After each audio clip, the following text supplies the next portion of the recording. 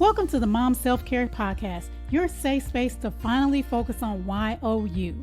I'm Twitty-Hawkins, your self-care coach for moms, praying wife, and mom of four. And I know that being a Christ-centered mom is such a beautiful calling, but it can be so draining. That's why it's important to make sure you are filling your own cup. On this podcast, we'll discuss practical, holistic self-care strategies to help nurture your mind, body, and spirit. Because a mama who fills her own cup pours that back into her family with true peace and joy.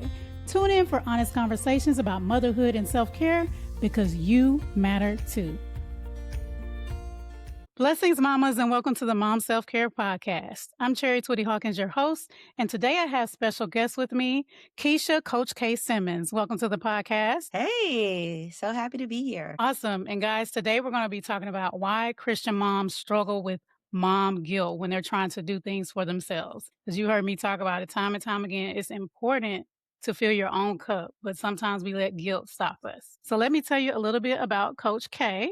Kisha, Coach K. Simmons, is a certified Christian counselor, confidence coach, and soul care strategist who stands on the intersection of faith, psychology, and leadership transformation. A sought-after executive leadership facilitator and keynote speaker for Fortune 100 companies, she is known for translating scholarly insight into practical, soul-centered strategies that build resilient leaders from the inside out. As a true scholar practitioner, Coach K uniquely shows that sustainable impact doesn't start with performance, it starts with soul care. Wow.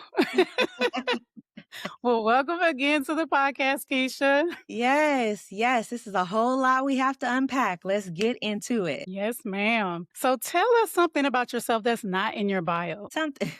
Something that's not in my bio. What's not in my bio is that I'm a mommy to Creed. I am a single mom. My son is 8 years old. His name is Creed. And something that's not in my bio, I thought I was going to be the Pinterest mom. And I quickly found out that that's not real. So those are other things that are not in my bio, and I feel like God has called me to the one, like he left the 99 to go to the one. And those that feel that they're unseen, unheard, and they feel like, I wish somebody would take me in. That's who I'm called for. And the way that I'm able to do this is just being able to be authentic. I have no problem sharing my struggles. I'm speaking to you through what I've lived, not just what I may know. And a lot of that has to come through with being vulnerable and authentic. And those are things that are not listed in my bio, so people can get to know me from that. That's awesome. I love to see your posts about Creed. I don't know how many years that I've been watching with that. I love seeing your posts. I'm like, go ahead. You're doing a great job. Oh, thank you. And it's interesting. I was at a women's conference last weekend, and one of the questions that they had when they were playing a game was like, what's the one area that you may feel like you don't do well in, and you may not say it. And my friend, we were asking each other the questions, and she was like, you're so confident and you are quick to share like what your strengths and things, where you don't take enough credit. That's what it was. And she was like, you're so confident and you know what you do well. And I feel like you know how to take up space in those areas. And she was like, I don't know the area that you feel like you may never give yourself credit in. And then before I can say it, she was like, actually, I do. You never give yourself credit for being a good mom. And I was like, because I always feel like I can be so much better. And that's exactly what we're talking about, right? Like with this mom guilt, I always feel like I can do so much more, no matter what I'm doing right now. There are a lot of things I feel like I get wrong, or I want to do better, even with people saying complete opposite of what I see. But I feel like that comes with us just being harder on ourselves than anyone else can be harder on us, because that's just a part of our DNA, like we struggle with that. So that's true. But even though there's so much more that we could do, you're still a good mom. Thank you. Still a good mom. I appreciate it. I receive it. Yes, ma'am.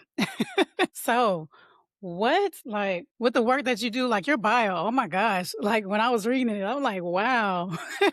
So what happened in your life that got you started with this work? Great question. I feel like I've always been doing this work. I didn't have a name to it. So even when I was in retail management, what I did well was encourage, motivate, inspire, and coach people. So I was doing that before I even had my degree in counseling. I was doing that before, going back and studying psychology and getting my master's and now in the PhD program. Like I was doing that prior to any of the education. My first degree is in fashion design and merchandising.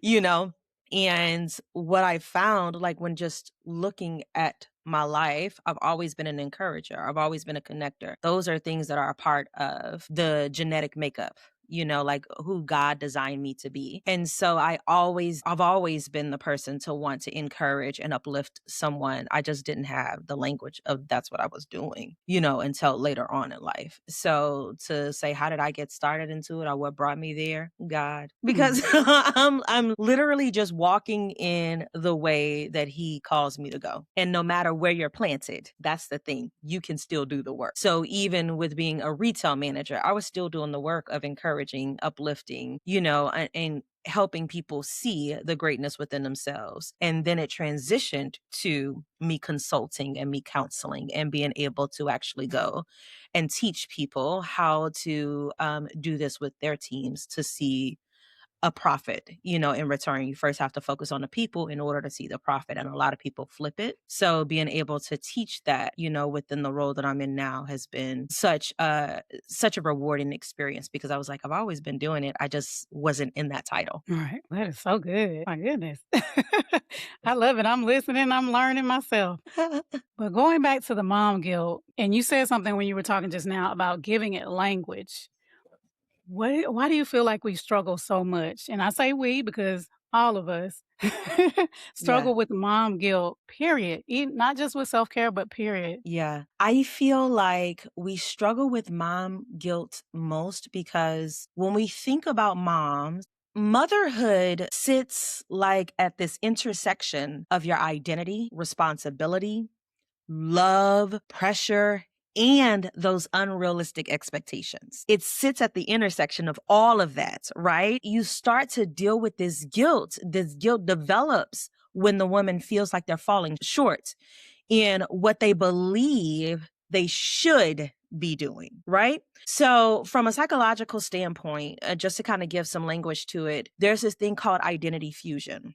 And many women subconsciously fuse their worth with their performance as a mother. Okay. Instead of saying something like, I made a mistake, it becomes, I'm such a bad mom, right? Because you attach your worth to that. And psychology calls this over identification. And this is where a role becomes the center of your self worth. It becomes, this is who I am versus Mm. this is what I'm doing. And that's why I feel like a lot of moms struggle with that because number one, they don't even have the language to put to it. And then not knowing that this is what's happening. You're sitting at that intersection. Motherhood is sitting at that intersection of how we define ourselves, our identities, our responsibilities, like all of those different things is sitting at that intersection. And so it's so important for us to recognize that that's a part of it. Now, what I like to do, because I am one of the people that I can take psychology and I can take spirituality and be able to fuse them together so you can understand what does the Bible say about it, right? Mhm. So it makes me think about Psalms 139:14, which says, I praise you because I am fearfully and wonderfully made, right? We have to remind ourselves that that's where our identity is established. A mother's value is not rooted in flawless parenting because number one, that doesn't even exist. Right.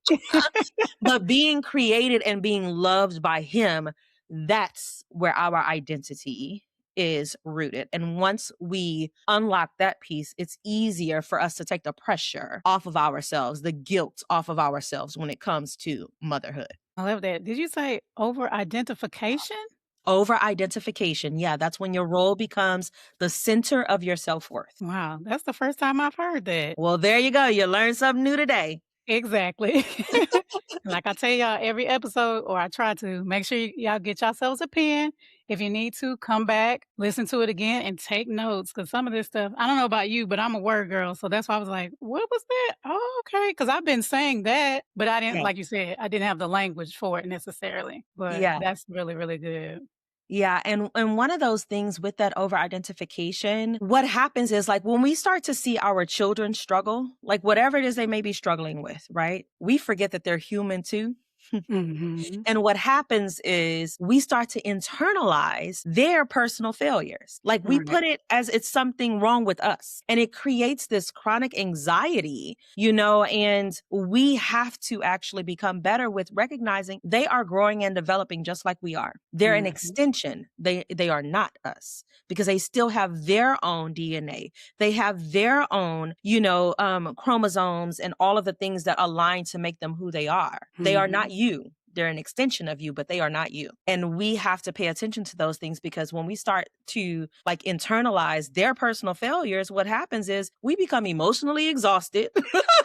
We Yep. become hyper vigilant, right? And what does it do to us? It's not helping in no way, shape, or form. Not at all. So it's so important for us to not just know the language, but understand how it's affecting us. So then you can do something different. Because I always say, once you know, you can't unknow. Mm. So do something about it Mm. You can't claim ignorance anymore because you know now. because you know now. Yes. I love that. Your children are not you, they're an extension of you. Yes. That's good. That's kinda Yes. like Yes. if you when you don't think about that, you trying to be perfect yourself, which, Mm-hmm. doesn't exist, and then you expect that Mm-hmm. same perfection from your children, and you pushing that you k like we talk about legacy, you're pushing that anxiety, that stress, that overwhelm that you have Yes. onto them, and then you feel guilty for that. So it's like Yes, yes. And talking about so it becomes this cycle, right? mhm. Which you have to break the cycles. Listen to what is his name? McReynolds. I'm thinking about that song Cycles. Listen to that and break the cycle. Uh, Jonathan McReynolds. So you said legacy, and I want to touch on that because a lot of times I feel like we get that confused as well. Like we mhm, believe that our legacy comes from like what we do with our children. Your legacy is whoever you touch, whoever you come in contact with. You have the opportunity to deposit something or to withdraw and leave them empty. It's your choice. And when you choose to live in that way, like I feel my legacy will live on through you simply because we're having a conversation where I have the opportunity to deposit something that you can take on. And then years from now, you can say, you know what Coach K once said, mhm, right? That's your legacy. What are you depositing in other people all around, those you encounter, even the environments that you enter in? Like how will you be remembered there? It's not just about your children. They play a part, but that's not the only thing. So I want to make sure that we just, understand that piece because I get so frustrated when people like, I want them to take on my legacy. I was like, says who? Anybody can take on your legacy if that's what they are called to do, mm, right? Like I don't want my child to be me. right. Can't. He's his own person, and God called him to a specific thing. And I need to be the nurturer to that gift while he's under my roof. But he can't be me. There's only one me. There may be multiple people named Keisha, but ain't nobody could do it like this Keisha. Just saying. That's correct. I was just praying that this morning. I said, "Lord, help us to nurture their gifts that you have for them." Because our twins are 16, they're sophomores. I'm like, "Lord, I'm still" I said I'm still, but it's like in my mind, I'm like, "Oh, Lord, they finna graduate." Yeah, Even though the time comes quickly. oh, man. Listen, my son in December, so he's in 3rd grade, and in December, he kept saying, "So, I'm about to be in 4th grade." I was like, "No, you're not. You're in 3rd." He was like, "Yeah, but I'm about to be in 4th grade." I was like, "No, you're in 3rd grade." Because it comes so quick. I'm like, "Let's not Mhm. rush it." It's Because true. before you know it, you're like, "I'm about to graduate." I'm like, "Oh my goodness." Yeah, but it does come that quickly. Sophomores, I mean, this mean they're almost done. Man, I'm They're not almost ready. done. I'm so not ready. And that's a whole nother thing, right? I feel like even I've had the opportunity to pour into some moms where their children are leaving off to college or they had a kid that just left off to college and knowing how to navigate after that because there are different types of parenting that you do based upon the stages that they are in.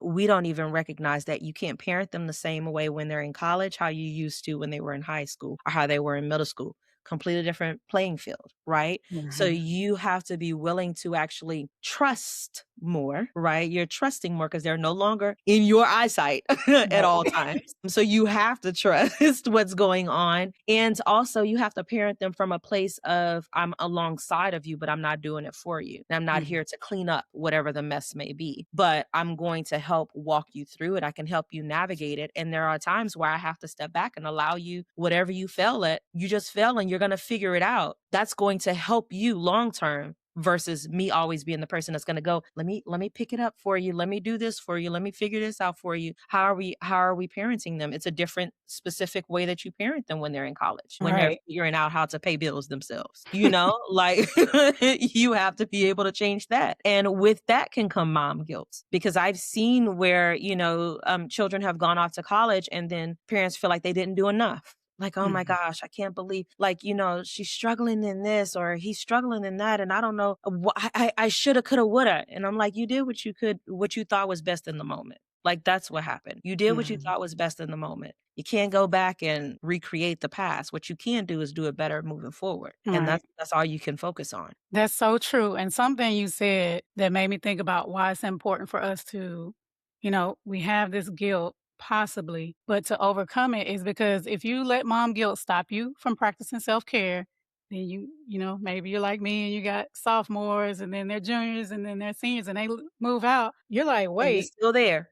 I don't Mhm. have nobody to take care of. Who am I?" Yeah. Because you've aligned who you are, your worth with what you did for your kids, now they're gone. Yes. Yes, yes, yes. That is a big one. I'm trying to think of the movie. It's with Angela Bassett. It's on Netflix and it's about moms like when their sons leave off to college and they're Is it living in called the city. Otherhood?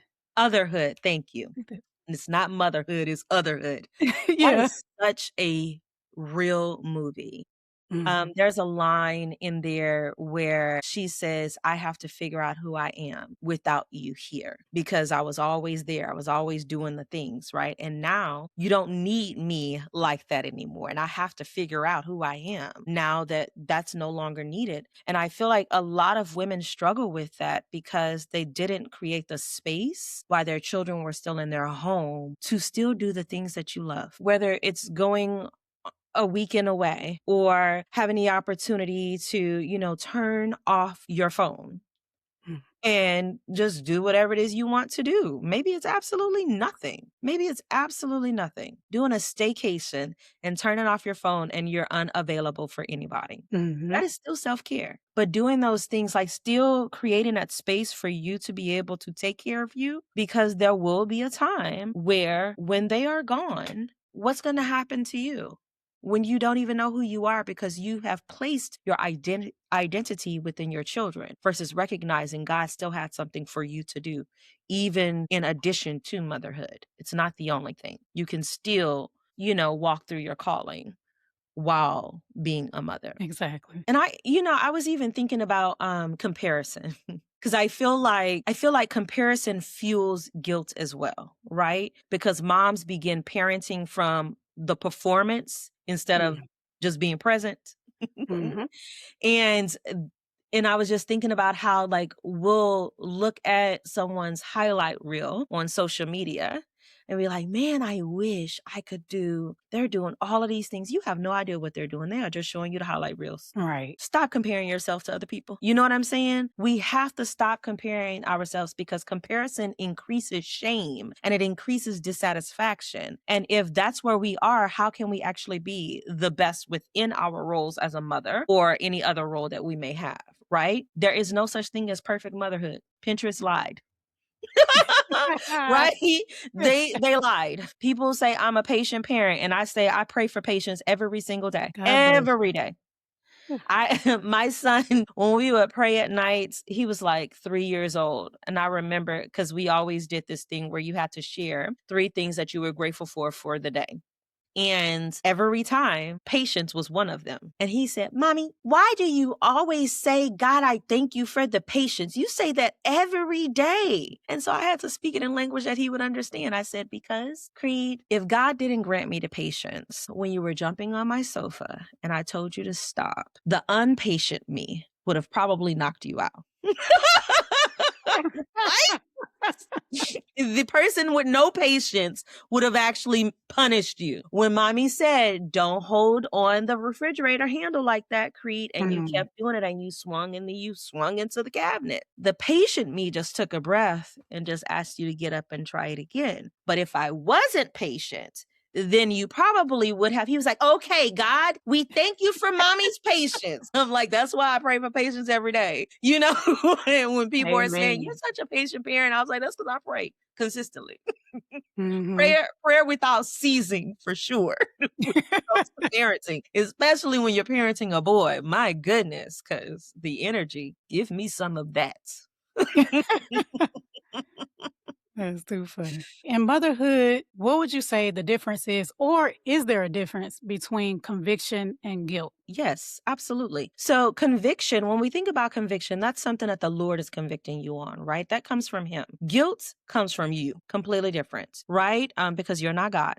Mhm. And when you're lovingly convicted, you're convicted on certain things that you may have done that you thought was right, or that you were doing a certain way, and the Lord said, "No, this is not it, sis." And He does it in such a way that you can feel the love behind it, and you instantly want to change from it. Guilt puts you in a negative space where you start to have shame, you start to question your worth, you start to question and have doubts. Like, that's where guilt stems from. Guilt is not from it's not biblically rooted to be something great, right? So that's the difference between having conviction and having guilt. Guilt is all you. That's ego driven. Conviction is God driven.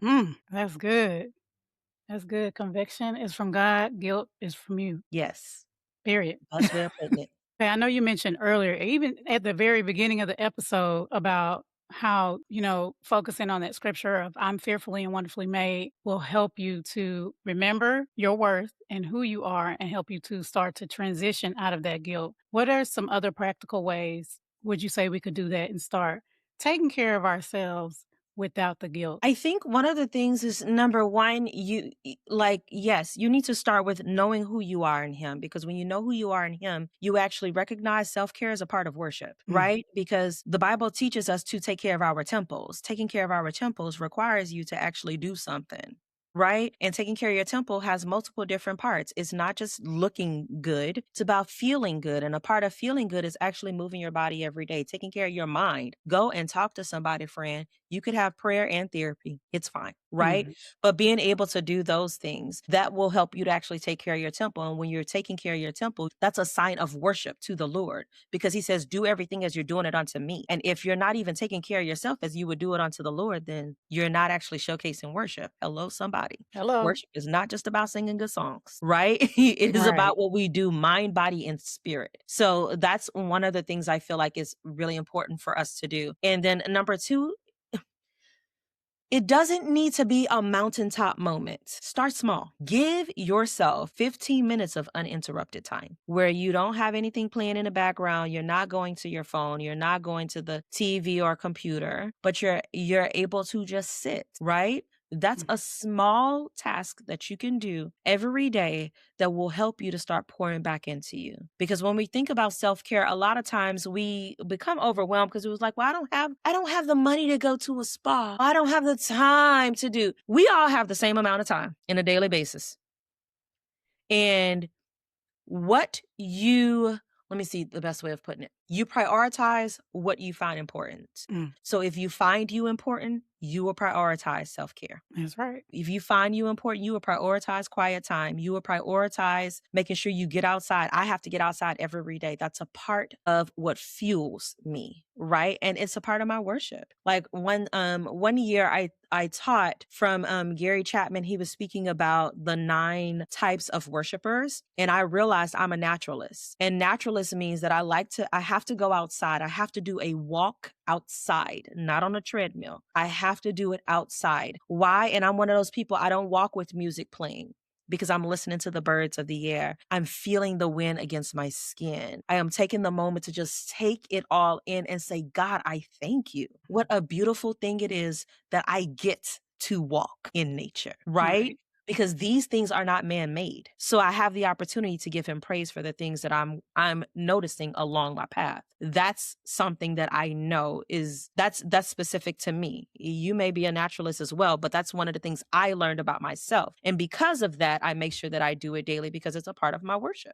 Other things that we can do, like when we think about those small tasks, like I tell people all the time, you have to learn how to teach your children how to treat you. And Mhm. what I mean by that, I hear all the time, this is one of the compliments I do receive when it comes to my son. People always say he has such great emotional intelligence. He speaks extremely well and he knows how to say what's going on with him. I was like, well, he has a mom who's a counselor and he has a mom who believes in counseling. So he goes to counseling. He's been going to counseling since he was 6 years old. I feel like it's important for him to understand how to navigate and communicate in ways that he's his best advocate. Right? Mm. And a lot of times people are like, well, nothing's wrong. You don't know what's wrong. And it don't have to be something wrong to go talk to somebody. Right. Right.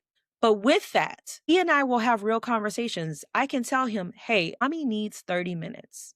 I need 30 minutes and I don't want to hear anything. Mommy needs this time so I can refuel and be able to get up and, play the game with you. But can you give me 30 minutes? And because we've been having these conversations since, all of his life, all of his 8 years, he understands how to respect it and he doesn't see anything wrong with it. He will set the timer on his iPad and he will go in his room and he will play the drums or play the guitar or play the piano. Now, he don't understand quite yet that they ain't giving me peace. But Mhm.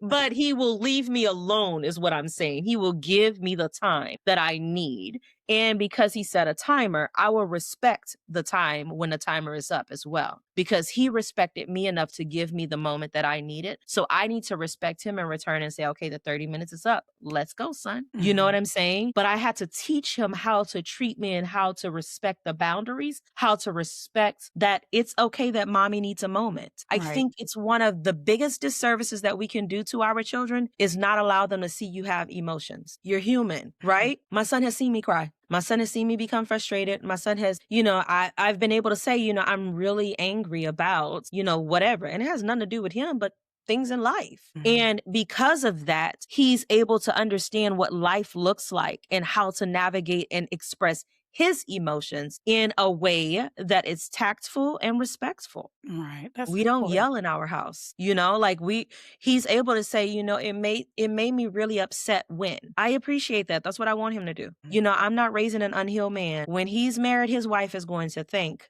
his mother for raising him, for being emotionally intelligent and understanding how to communicate what's going on, not running away from it. So teaching your children how to give you that time and take the guilt from that. Because a lot of people are like, I would never. That there need to be kids. They are, but they're going to be adults way longer than they will be children. Mm. When are we teaching them how to be adults? I'm not asking him to come pay a bill. I'm teaching him how to manage emotions. That needs to happen at any age.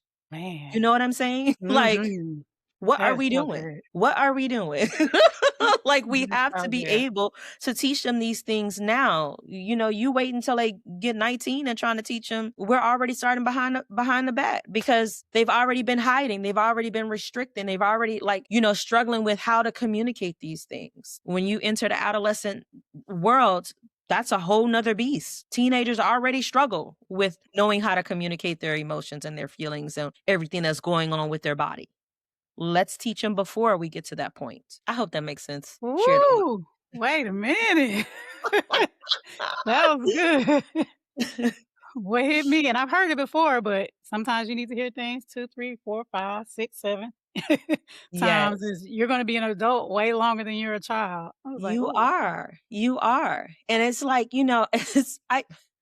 let me tell you, every time somebody says, my gosh, he speaks so well to be 8, I was like, well, what is he supposed to sound like? Mm, We have intelligent conversations. It is okay for him to ask questions. He's supposed to ask them with me. I want him to ask them here before he go ask in the world. You know what mm, I'm saying? So being able to have those conversations and teaching him how to appropriately share what's going on or being inquisitive and speaking with eloquence, that starts with me. That don't start at school.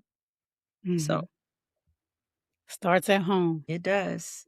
Yes, indeed. I just wanted to say I had never heard of the 9 types of worshipers. I was Mm, like, "What?" I it's wrote that so down. good. Yes, it's so good. Gary Chapman, it's so good. I taught a whole class on it a couple years ago. And it's something that we still use to this day because, like, when you find out your worship language, it's finding out what your worship language is. Mhm, Then it makes sense to you. And it's basically like, where do you feel like you sense God the most? And they give a list of different things. And then they also share like what it looks like in those categories. So with me being a naturalist, I'm a person, I love to get outside. I love nature. It does something to me. I feel it's a happy place. mhm, Right. And what do I love most about it is when I'm able to recognize the wind blows because God says so. That brings me joy. That trees will sway at the sound of his voice. Like those are things that just drive me crazy. And I'm like, listen, I'm not going to have the rocks cry out for me. I'm going to know how to praise Jesus. And the way to do that is to, number one, recognize the things that he has made. This is all him. I can't do this. This is all him. And so that just brings such a joy to me. And that's how I was able to learn that I'm a naturalist. But there's like minimalists. I think that's one of them. And that's where you find peace in calming spaces that have minimal things around, like you don't like clutter and stuff like that. Like there's different types, but you're able to see it. And then you're able to recognize, like, how do you make sure that you're making space and time for that in right. that way in your life on a daily basis? I might be a naturalist. I don't know. I'm gonna have to look into that. Yes, please do. You will love That's it. super awesome. And something I ask all my guests, this might be the same answer, I don't know.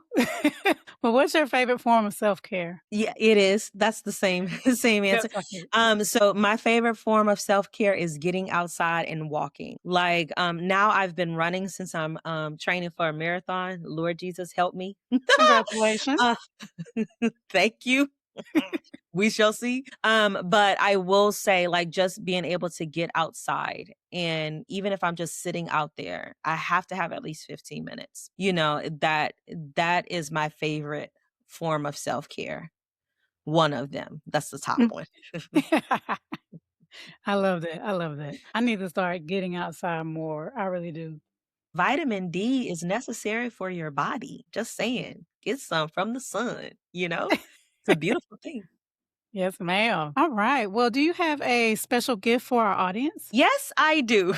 So I host retreats multiple times throughout the year. And we had one this past January where the women absolutely loved it. And the next one is going to be a retreat for couples in November. I have like 3 spots remaining for that one. We're going to be going to Broken Bow, Oklahoma. And then the next one for women will be in January, where we'll do Fredericksburg, and it's going to be absolutely beautiful. I'm telling you, you're not going to want to miss this. And then after that, in next July, we are going to Bali. So Mm. for the listeners, you can use the code Mom Self Care, all caps, Mom Self Care, to save $100 to attend one of the retreats. I would love to have you come, but make sure you sign up now because if you don't, it just might be sold out when you go to look for it. Oh, how generous. Thank you so much, Coach K. You are so welcome. All right, ladies. Well, I'll have that information down in the show notes for you. Hopefully, like I said, if you need to, come back, get your pen and take notes, write down what resonated with you, what you feel like, hey, this is that one thing I need to focus on doing so that I can pour into myself because that's how you show up as your best self. Well, if this episode blessed you, make sure you share it with the mama you love, subscribe if you haven't, and leave a review as well. Thank you again for joining us, Coach K.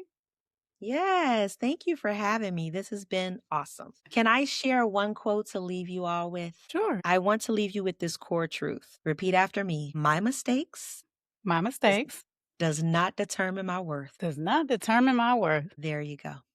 I Have love an it. amazing day. All right, ladies, until next time, take care. God bless. Thanks so much for joining me for the Mom Self Care Podcast. I hope you feel inspired to make yourself a priority too. If you enjoyed this episode, don't forget to subscribe so you don't miss a thing.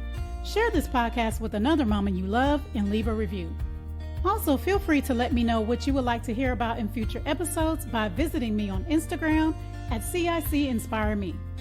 Until next time, take some time to take care of YOU because you matter too.